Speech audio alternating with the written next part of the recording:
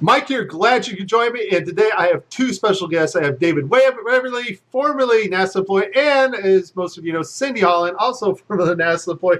And we're going to talk about, are there satellites? And if there are, what type of satellites? David's going to talk just a little bit about the South Pole because he was stationed there. So he's got a lot of cool information, facts about that. And we're going to talk about Cindy. Of course, she worked at Lockheed Martin, which an engineer told her what? That the Earth is flat. The Earth is flat, straight from an engineer at Lockheed Martin. Now, if anybody knows if the Earth's flat, Lockheed would know. So, David, let's hear, what did you do for NASA? And tell us about your experiences. I know you work for Goddard Space Center. Tell us about your experiences at the South Pole. Yeah. Okay, so I actually wasn't at the South Pole because there isn't a South Pole. Oh! But, whoa. Is there something to walk on down there? I mean... First of all, Antarctica, regardless of whether you believe in a globe or a flat Earth with a encircled or encompassed Antarctica, Antarctica is a landmass covered with ice, a whole lot of ice. How far out did you get to go? How much ice is there? Anyway, so you know I don't have a serious face. Sorry, dude. You get. But how far out did I go? I was at McMurdo Station. Okay, so you're right on the edge, under just directly south of New Zealand, right? Yeah, that's. I mean, everything is south. Well, yeah. Right. Yeah. Okay. Yeah. I'm pulling your leg, man. Listen. So look. Okay, it's pretty. You go to Christchurch, New Zealand, on the way to Antarctica to go out to the ice, they call it. So. I was in McMurdo to put a data ingest system. Now, this was in my career at NASA when I believed we lived on the globe Earth. I bought all the science, all the space, the vast universe, and billions of stars. I bought into all that, just like most of us did at one point. And so I'm down there, and we put this system in to capture the data. And it's for polar orbiting spacecraft, so that because there's a big data hole in the Antarctic data set, a big hole.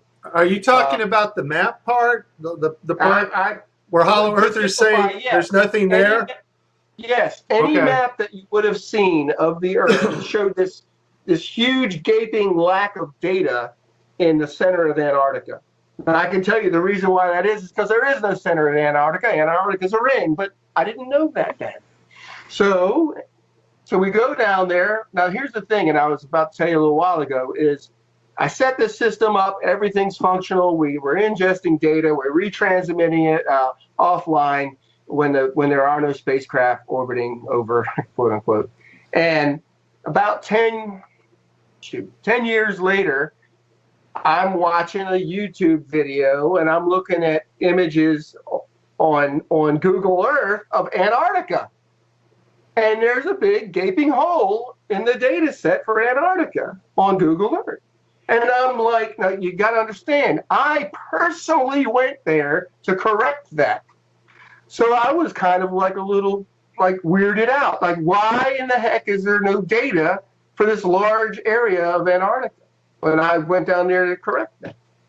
And this is here 10, 12 years later. So I called my old boss and said, hey, Mike, what's the deal? How come we don't have any data, any imagery over the center portion of Antarctica?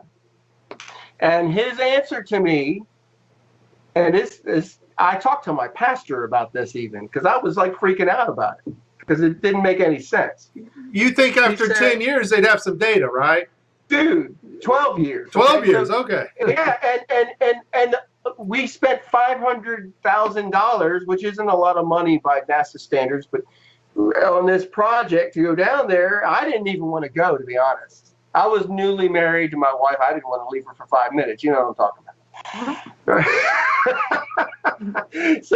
So anyway, so I go down. I was lamenting the whole time, you guys. Anyway, so I call Mike and I say, what's the deal with this? And he says, well, Dave, they opted out. They didn't want our data. They got a pipe. They got a fiber optic network from McMurdo to Svalbard. Now, you got to understand, Svalbard is almost the total other side of the world, okay? It's one of the most north places on the quote-unquote planet. Okay. Now, is this a undersea pipe from McMurdo that far? Yes. Fiber Okay. optic pipes Okay. under the ocean from McMurdo Station all the way to Svalbard. Now, even on a flat Earth map, it's freaking far. Okay. So wait a minute. Supposedly we have satellites. We have all this great space technology. Yes. Why the heck do we need a fiber optic pipe from Listen, McMurdo? that's what I'm getting at. So he's telling me this, and this is what he's telling, and I'm going.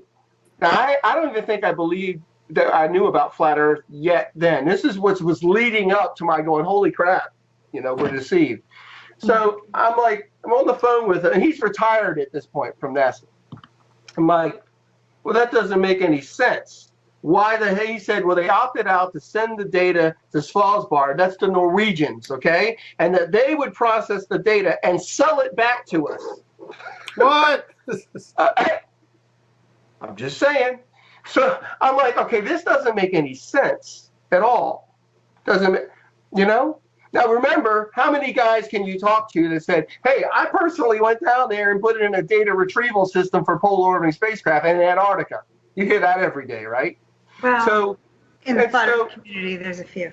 Yes, I know that. So it's important that everybody understand that you were there to map what's essentially still not there and still not mapped today. That's right. To fill out an area of data, a huge area that was not there.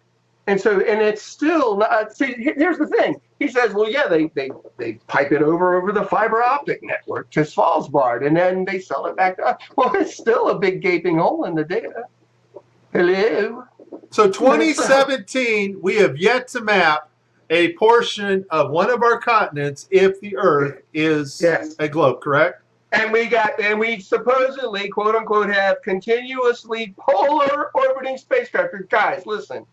There's a whole series of spacecraft that I worked on also called EOS, Earth Observation Systems. And it was like 5 different spacecraft, and they each looked at different spectrum. One was for atmospheric qualities, another was Terra, anyway. They are all polar orbiters because the whole idea is that the Earth is spinning and these daggone satellites go around and they get a different swath of the world as the Earth spins underneath it. Right, strip data. Again, I'm speaking. Huh? That's called strip data, right? Yeah. And so, okay, and from a global perspective, that makes sense, right? Okay, so how come there's no data still from the southern part of Antarctica? Well, according to Rob Simmons, and he gave us Russia's, Japan's, and the U.S.'s image servers, the Titan, the MRR-8, and the Epic Discover are all pictures of models taken from ground-based cloud radar, and then they put the model together of Earth. All their image data is fake. It's not a picture of Earth from space. So we know that about those satellites because Rob Simmons, and that's the guy, in case you don't know, folks, it's Photoshop. It has to be. Well, it has to be Photoshop because there are no pictures of Earth. So we know for a fact those images are not from space. They're just images put together by a computer called MyDoll. And so now you're saying you were stationed in Antarctica. Your job was supposedly to map this missing big area. Because NASA, if they show a radar of the South Pole, you see this big gaping round circular hole there of no data of anything mapped. And so your job was to map this out. 12 years later, you come to find out that they mapped nothing. It's still the same today, right? Correct. Matter of fact, I did some research on my own work and looked it all up because they have what's called mission design reviews. Okay. And Cindy, you probably know about that, right? So I know. Yeah, we had that in our. Yeah. And so they would also look at proposals, whether a mission or a project was viable. And it's a lot of work leading up to before you're ever even able to execute any part of a project. And that's how they raise costs, and people have careers for 30 years on one spacecraft project. But anyway, I'm just saying. So I looked it up and I could find all this work that my boss had gone and campaigned with University of Wisconsin and all these guys, and there was all these project plans and proposals regarding this, so why they were going to spend the money, why we were going to go down there and do that. You could find it. It's out there because I looked it up. I wanted to see what led up to why I went there, you know? And basically, his answer does not give an answer because it doesn't make any sense. He didn't answer the fact that there's a big gaping hole in the data still. In other words, nothing mapped. That's what we call a gaping hole in the data. There's nothing there. There's a map of Antarctica on a globe Earth. I used to have a globe in here for joke purposes. On a globe Earth, anybody that looks at it, you show Antarctica. When you go to Google Earth, and if you zoom in, you'll notice that the lines from data scans, they converge at the middle and they become nothing. It's just white. There's no data. It's kind of filled in, kind of like the guy who made the Earth image, right? Yeah.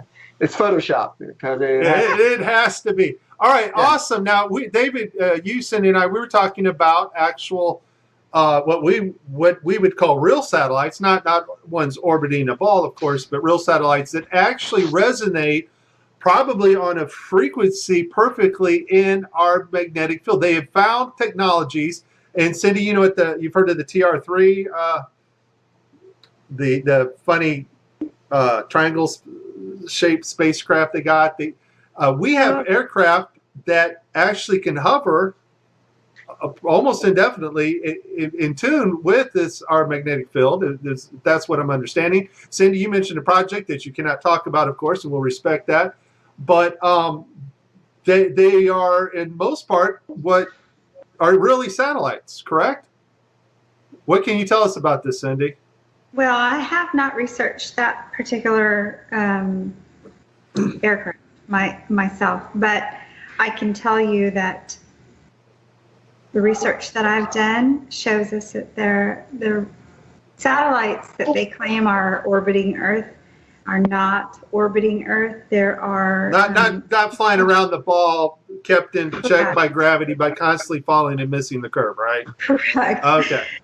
That are never seen in any photos, by the way. That's a crazy concept too, that you're spinning around a ball, constantly falling and missing it because you're going 17. Sci-fi movie. Yeah, that's science fiction. Want to create a sci-fi movie? It's a really good topic, but in reality, yes, they're building satellites because I have friends who work for these companies who build them. Yes, sir. There are people who build these and work on these programs, and that's not fake. What's fake is that they are being sent into orbit. That's the part that's fake, and so that's the part that we're researching. We're looking into these anomalies because we know that outer space is not factual. It's created. It's not. It's a sci-fi movie. It's not something that's able to be. You can't go there. Yes. It's we just can't get to the moon.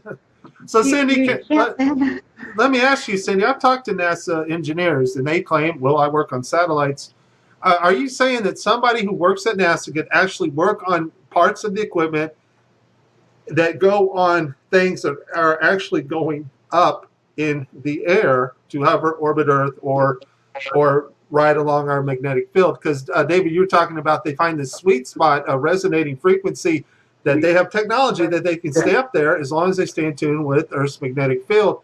Is it possible employees, Cindy, can build these things and they tell them it's an orbital satellite, but still be functional and be used for maybe one of these platform devices? It's hard to know what they would be used for because we're not in the know.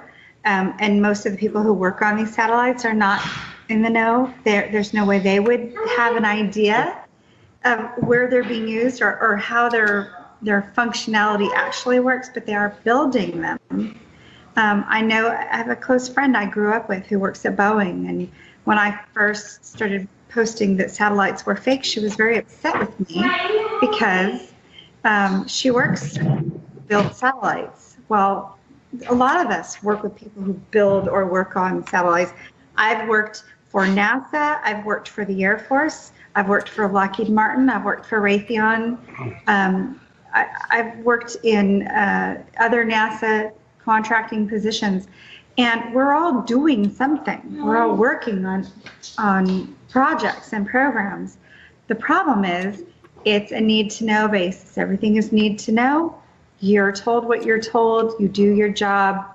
You come to work, and you retire, and that's pretty much it. So most folks would never know that the hard work that they're doing is not what they think it is. Can I interject on that? Yeah. That idea? Yes. Okay. When I was at Goddard, Mike and Cindy, and anybody listening, there's this environment of, it's a wonderful, almost utopian ideal where you're all doing this great work for the betterment of mankind, and you almost believe this. You really do.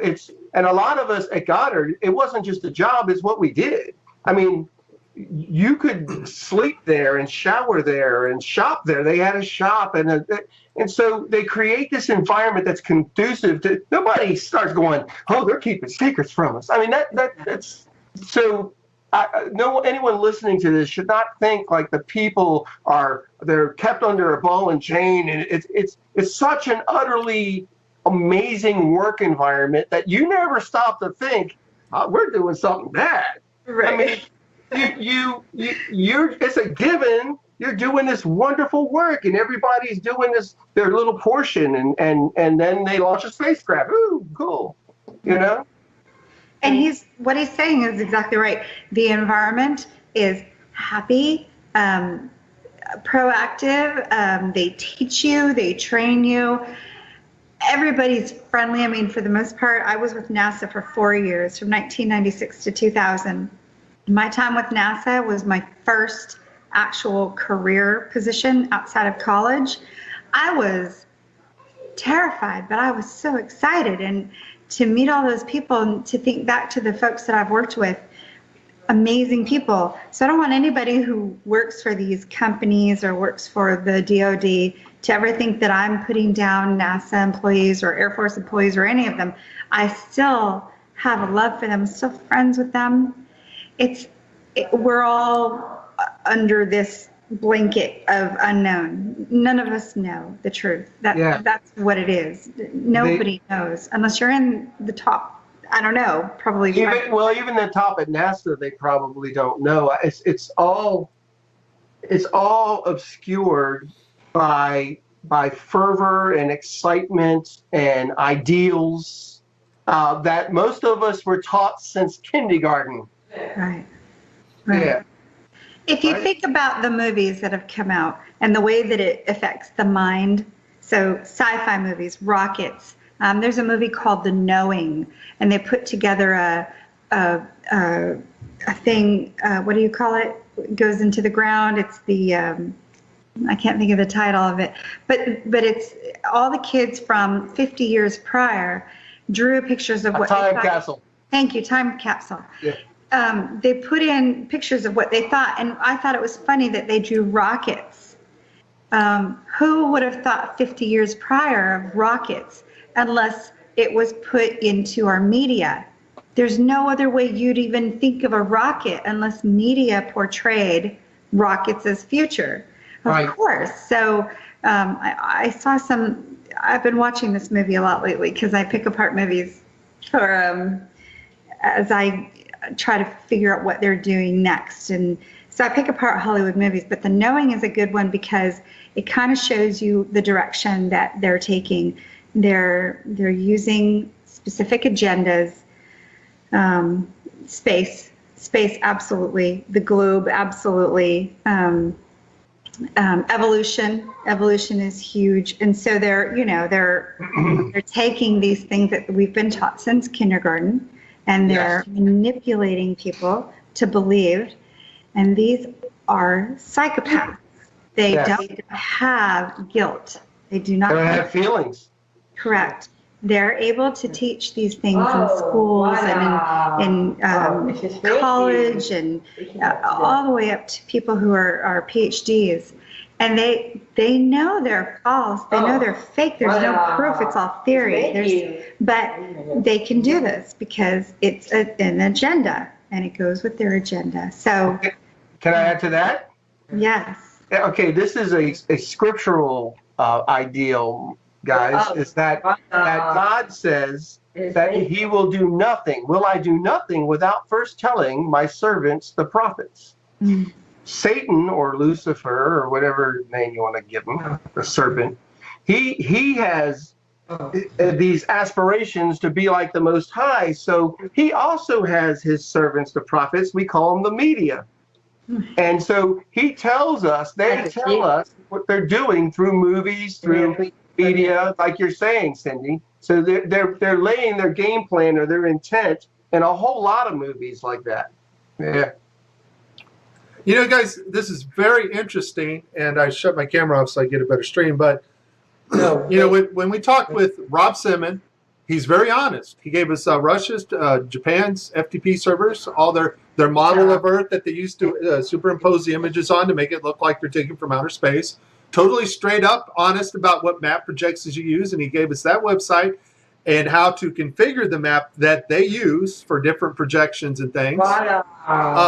When you talk to other NASA certain employees at certain departments, they straight up tell you, oh no, it's not this and this. And so none of it leads to outer space or you know, living on a spinning ball and traveling 483,000 miles an hour.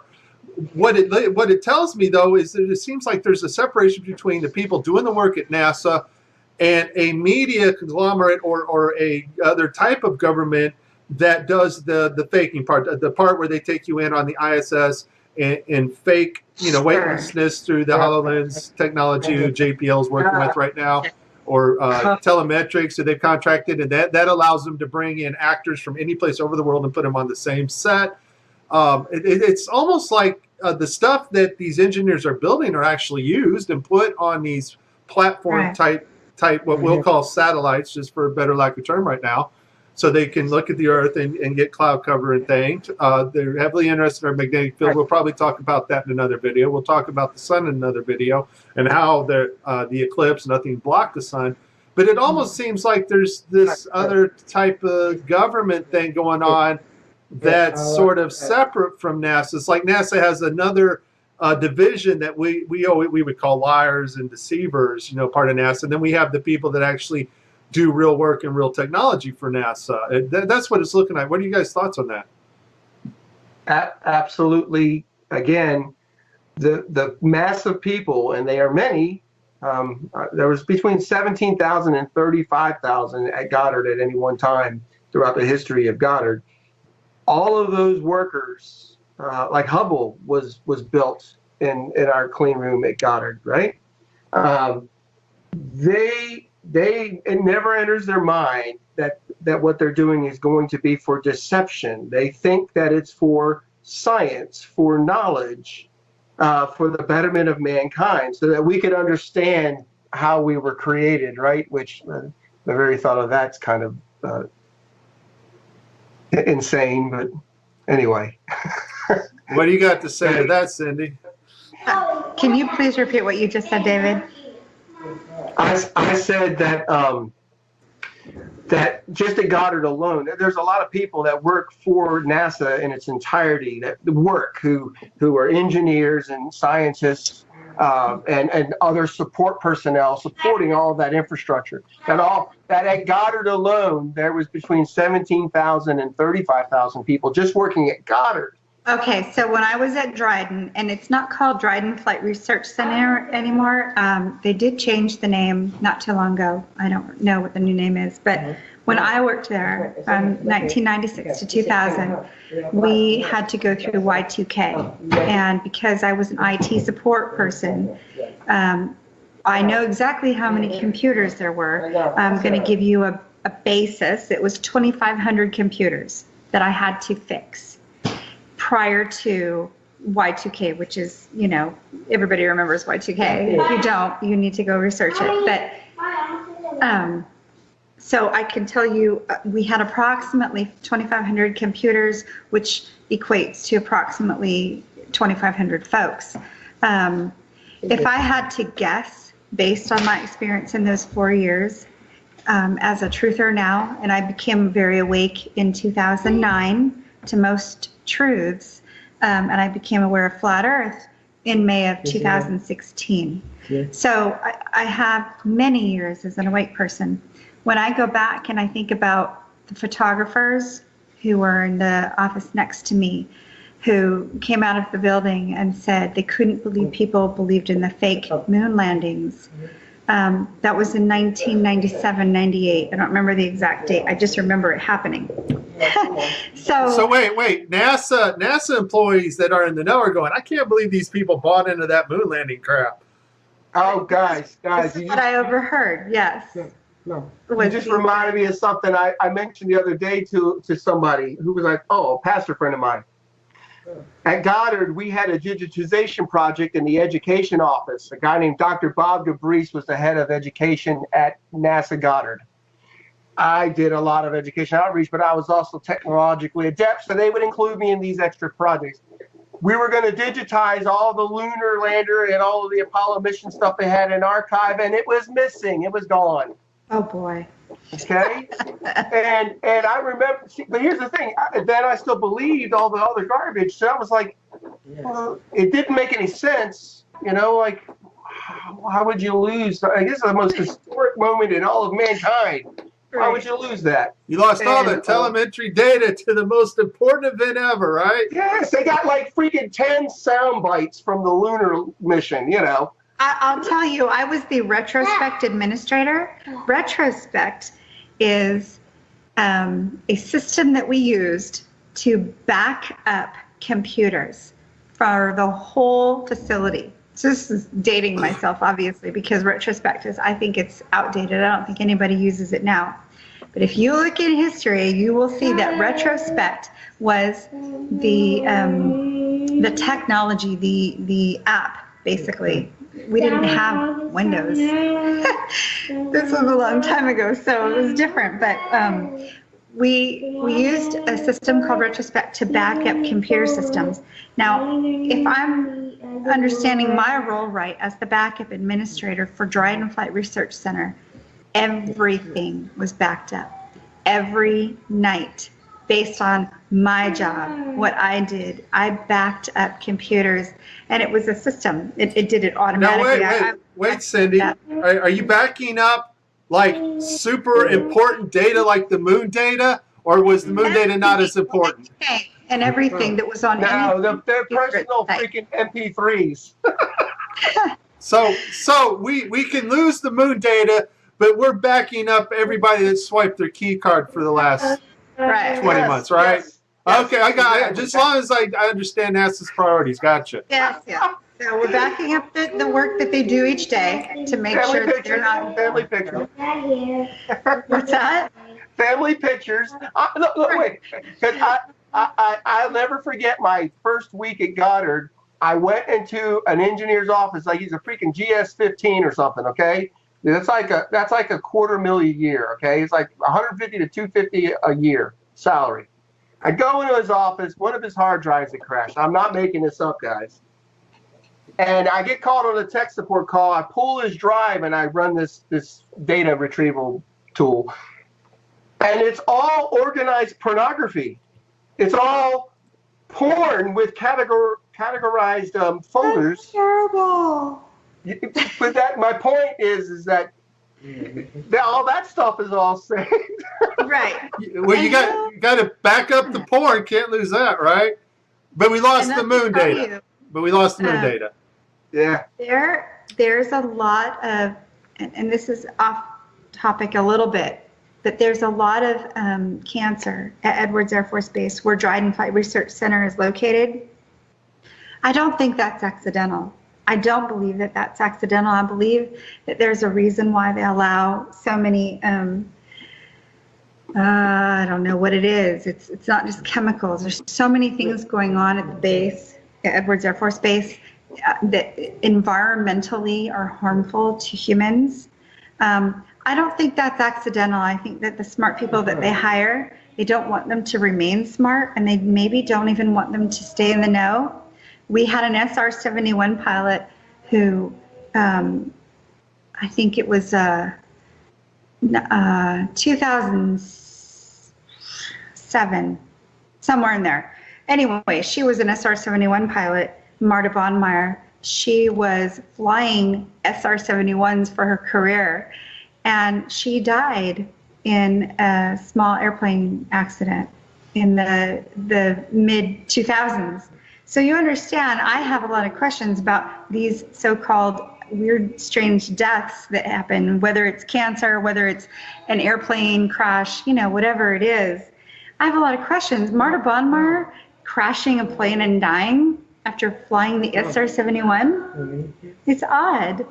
Yeah, well, she's not the only one, though, Cindy. There's YouTube videos about a guy that worked in Antarctica, supposedly found out something. It seems like if you're a type of person that they can't trust and you have information that need to know information only, it seems like some of these people are dying mysteriously or disappearing even, right?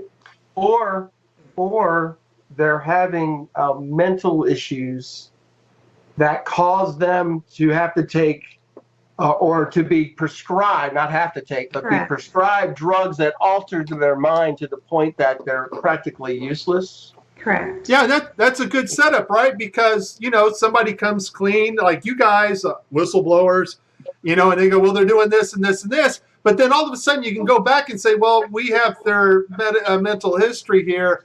And they're not nuts. Yeah, they're nuts, and they're not really saying the right things. We are taking care of them. We have them on medication, but they're just saying wrong things, and so we can discredit that way also. Yes. And so people are always wondering, well, where are these NASA employees that are saying the Earth is flat? Folks, I got 2 NASA former employees right here on video that know for a fact, from what they learned from NASA and what they've studied out themselves, that the Earth is indeed not a spinning ball. Amen?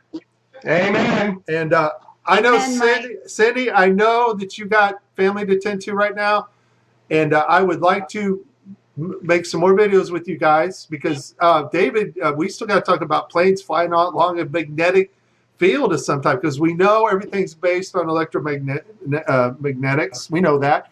We know from the eclipse that the sun and moon are just projection lights, and I'd like to hear you guys' theory about that. Cindy and I got some photos to show, so the next video I'll bring those photos. Cindy and I do not agree on everything, and that's great because we need that.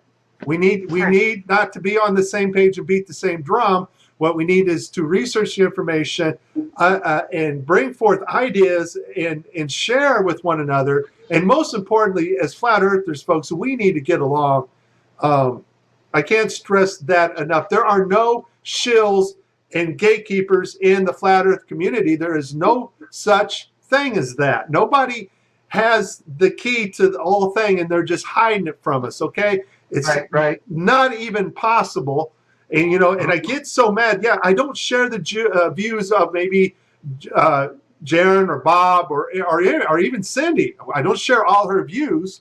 But I can tell you she is not a NASA gatekeeper, and I can tell you she's not a shill. She is very genuine. She is serious, and most importantly, she loves the Lord Jesus, and so does you and myself, David. Amen. And I'm so glad that you guys had a chance to watch this video with us. I think we could even do a series, Mike. You want to do a series, David? Thinking about all the subjects that we've discussed today, just on our own, aside from the recording. Honestly, if your listeners are interested, I'm open to doing a series and doing different subjects on each one. Yeah. Well, David's already got a YouTube channel, and you're going to have a YouTube channel, Cindy. So I want to call it Cindy Guns. Cindy Guns. We'll just whatever, but it's just something dangerous sounding. Well, hey, Mike. I would love to be involved in a series, but I'm really shy and I don't like to talk a whole lot. That's a bunch of caca, David. I'm pretty sure you're lying like NASA right now. Yeah. Yeah, well, no, because David, you had some good points about planes. I'd like to talk maybe about planes like the TR-3, which Cindy didn't know about, but I got pictures of one. And we do have things up there, and we do have things up there taking pictures, but that does not take away the fact that 99% of all of our communication has to be done through undersea cables, simply because there are no satellites above us. There's no such thing as our 24 GPS satellites hovering above us either. Anyways, all right, guys, we can do it. We can talk about a series. This is Mike, David, and Cindy Holland. And we, all three of us, are glad that you watched. Bye-bye. Bye. Thanks, guys. God bless.